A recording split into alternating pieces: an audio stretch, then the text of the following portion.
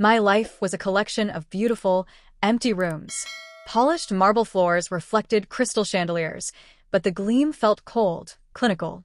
From my bedroom window, the city was a distant, silent film, its vibrant chaos muted by triple-paned glass. I was born into a world where want was an abstract concept. A whispered wish to my father over breakfast would materialize by dinner, wrapped in tissue paper and a designer ribbon. The people who orbited my life were like the furniture, impeccably arranged, aesthetically pleasing, and utterly inanimate. They laughed at the right moments, their eyes reflecting not my humor, but the glimmer of my family's name. I knew, with a bone-deep certainty of the perpetually lonely, that if I were to vanish, it would be my absence as an heiress, not a person, that would be noted. The emptiness was a constant hum beneath the surface of my curated existence, a silent scream in a soundproof room. I was drifting through a high-end department store with a friend whose name I sometimes forgot, the air thick with the scent of expensive perfume and leather. We wandered into a boutique that felt more like a modern art museum. Racks of clothing stood like sculptures, spaced far apart. A woman approached us. She was different. Her movements were economical and graceful, her black dress simple but perfectly tailored. Her hair was pulled back in a neat, unadorned knot, and her face, devoid of the heavy makeup I was used to, was serene. Her eyes were what held me. They were a clear, steady gray, and they met mine without the flicker of calculation I saw in everyone else. She didn't shower me with false compliments. When I held up a garishly expensive silk dress, she tilted her head slightly. "The color is exquisite," she said, her voice quiet but firm. "But the cut will swallow you. It wears you, you don't wear it." The honesty was so unexpected it felt like a splash of cold water. My friend gasped, but I just stared at her. For the first time, someone had offered me an unbought truth. I found myself returning to that boutique, using the pretense of shopping as an excuse to speak with her. Her name, I learned, was Stephanie. Each time, she treated me with the same professional warmth and unwavering honesty. She never pushed the most expensive item, instead guiding me toward pieces that suited my frame and personality, a personality she somehow glimpsed beneath the layers of my privilege. One afternoon, after a particularly trying day of meaningless social obligations, I found myself standing before her, holding a purse I had no intention of buying. On an impulse that felt foreign and reckless, I asked if she would get coffee with me after her shift. A flicker of surprise crossed her face before it settled back into its usual composure. She agreed. We sat in a small, unremarkable cafe blocks away from the glittering facade of the main street. The coffee was bitter and strong, so different from the frothy, sweet concoctions I usually drank.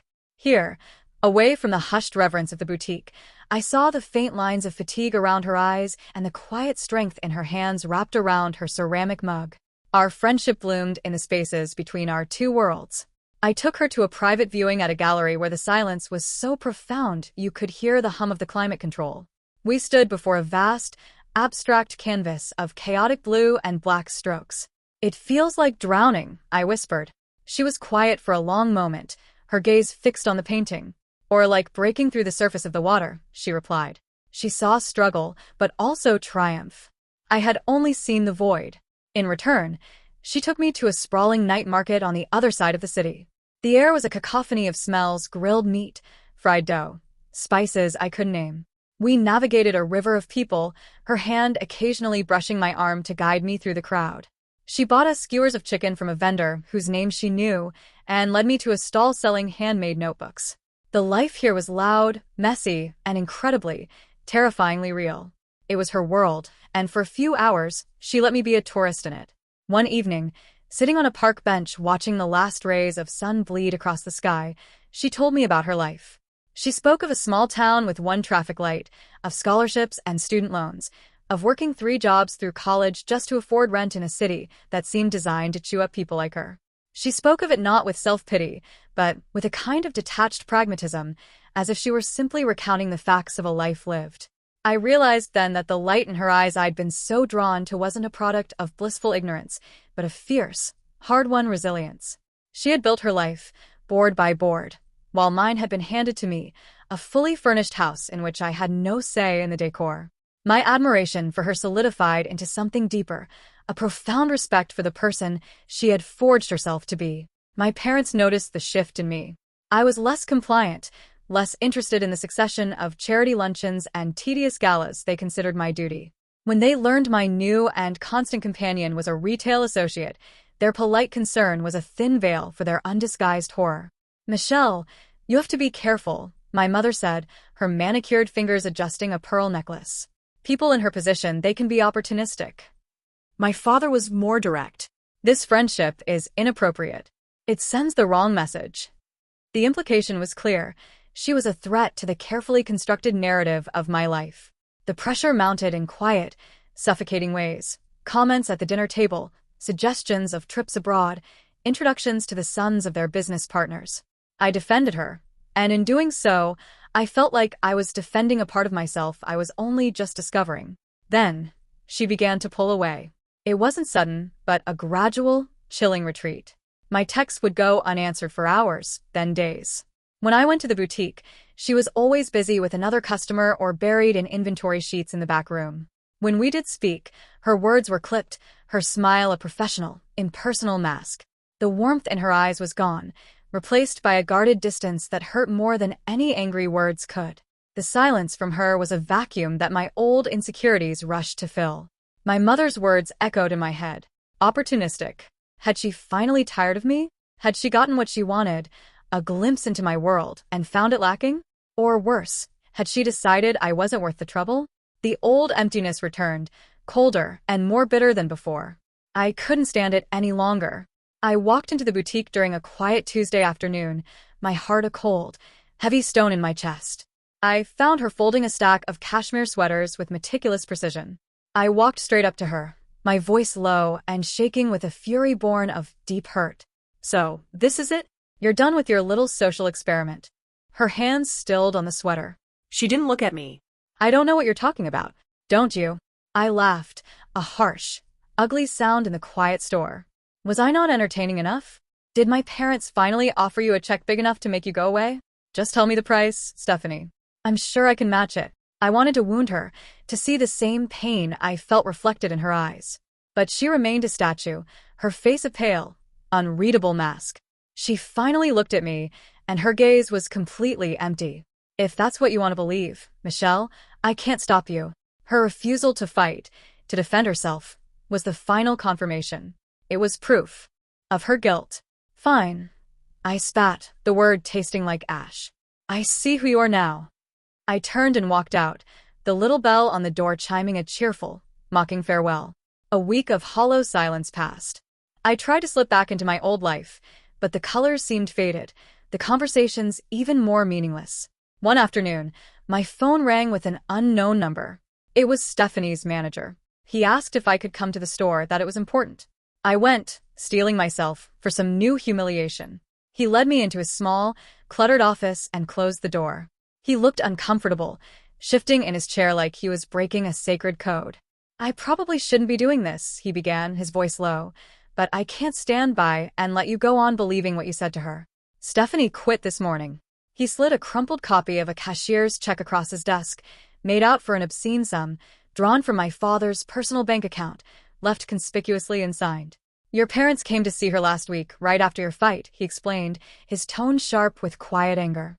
"They gave her an ultimatum: take the money and vanish from your life forever, or stay, and they would blacklist her from every luxury brand in the city.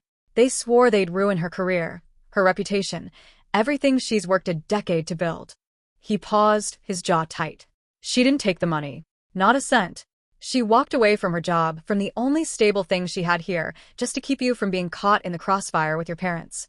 She never stopped caring about you." The world tilted on its axis. The air rushed out of my lungs. Every cruel word I had said to her replayed in my mind, a chorus of my own ignorance and arrogance. It wasn't her who was bought.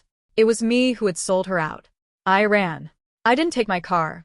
I ran through the streets, shoving past people, my lungs burning. I had her address memorized from a delivery slip I'd once seen. I pounded on the door of her small, nondescript apartment until she opened it. The room behind her was stacked floor to ceiling with cardboard boxes, her duffel bag zipped tight by the door, a one-way bus ticket out of the city peeking out from the edge of her kitchen counter. She was leaving. Tonight. Defeated. All because of me. Her eyes widened in shock when she saw me. my face streaked with tears, my breath coming in ragged gasps. I didn't have the words. I just fell into her, my arms wrapping around her as I sobbed, the apologies catching in my throat. "I'm sorry," I choked out over and over. "I'm so sorry." For a moment she was stiff with surprise, and then her arms came around me, holding me tightly. I could feel her own tears soaking the shoulder of my coat. We stood there for a long time, in the middle of her half-packed life, holding on as if the world was trying to tear us apart. "I shouldn't have believed it," I whispered into her shoulder. "I should have trusted you." She pulled back just enough to look at me, her face wet, but her gray eyes clear. "We're going to fix this," she said, her voice shaking but resolute. "Together." That night, I went home.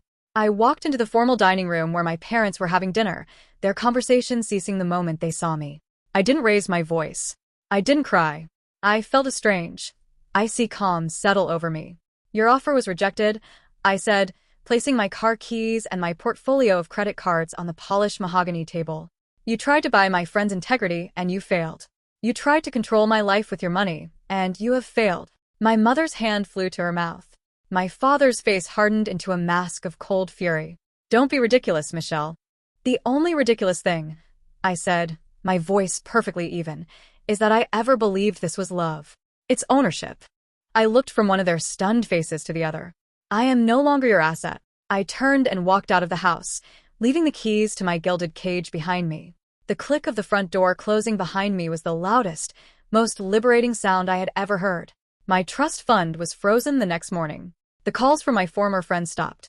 The whispers started. I had nothing but a small inheritance from my grandmother and an idea. I had always loved design, a passion I'd hidden away like a shameful secret. I used the money to lease a small, derelict storefront in a neighborhood my parents wouldn't dare drive through. It was all dust and exposed brick, smelling of damp and neglect. Stephanie was there with me on the first day. She had quit her job for good. While I sketched designs at a rickety card table, mapping out every detail of the space I'd dreamed of for years, she was on the phone, negotiating down overcharging contractors, setting up business accounts from scratch, and building spreadsheets that turned my scattered ideas into an actionable plan. When a contractor tried to hike our budget by 50% halfway through the renovation, threatening to walk off the job, she sat across from him at that same wobbly table, calm and unyielding, and talked him down to our original agreed price in 15 minutes flat. She brought her ruthless efficiency and hard-earned grit to my chaotic creativity, balancing every one of my wild ideas with grounded, sharp strategy. We spent our days covered in paint and plaster dust, and our nights eating cold, cheap takeout on the bare concrete floor, surrounded by fabric swatches and crumpled architectural plans. We were exhausted, we were broke, and for the first time in my life, I felt truly, deliriously alive. We were building something that was ours. 6 months later, we held the grand opening of our design studio. We had poured every last cent and every ounce of energy into it. The space was transformed, filled with the furniture and art I had designed, pieces that told the story of my journey from confinement to freedom. A surprising number of people from my old life showed up, their tailored clothes and painted smiles clashing with the raw, intentional warmth of the space we'd built. They scanned the room with a mixture of morbid curiosity and thinly veiled condescension, clearly here to witness my inevitable, spectacular failure. One of the women who dined at my family's table 100 times stepped forward, her voice loud enough to carry to the nearby guests. "How adorable that you're playing shop. I give it 3 months before you're begging your father to take you back." I felt a faint flicker of my old anxiety, the urge to shrink back into the quiet, compliant heiress I'd once been. But then Stephanie was at my side, a glass of water in one hand, her other hand resting light but steady on my back. She met the woman's gaze without flinching, her voice calm but unshakable. "This studio isn't a game. It's the work of 2 people who built something real, with their own hands. I'd put our work up against any of the empty, inherited legacies in this room any day." The woman's smile dropped, and she turned away without another word. Stephanie didn't gloat. She just squeezed my shoulder gently, her composure a shield against every judging stare and veiled insult in the room. She navigated the rest of the evening with an effortless grace, speaking about my work with a passion and understanding that even I hadn't articulated. She wasn't just my business partner, she was my champion. Halfway through the evening, my parents arrived. They swept into the room like monarchs inspecting a rebellious province. Their presence sucked the air out of the room. They walked over to me, their smiles tight and practiced. "Well, Michelle," my father said, his voice carrying an edge of performative pride. "You've had your little adventure. It's impressive. Now it's time to come home. We can fold this little project into the family enterprise." It was the same tactic, the same offer of absorption, of ownership. I looked at him, and for the first time, I felt nothing but a distant pity. I felt Stephanie move to stand shoulder to shoulder with me. I reached out and took her hand, our fingers lacing together. "This isn't a project," I said, my voice clear and steady, ringing through the suddenly quiet room. "This is my life.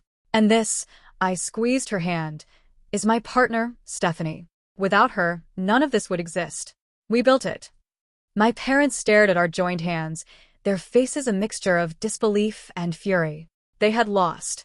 They turned, and without another word, they left. The room exhaled. Later that night, long after the last guest had departed, Stephanie and I stood by the large plate glass window of the studio, looking out at the city lights. The streets buzzed with a life that was no longer alien to me. The city was no longer a silent film. It was my home. We didn't need to speak. The journey we had taken was etched into the very walls around us. She had walked into my cold, marble world and shown me the value of a truth that couldn't be bought.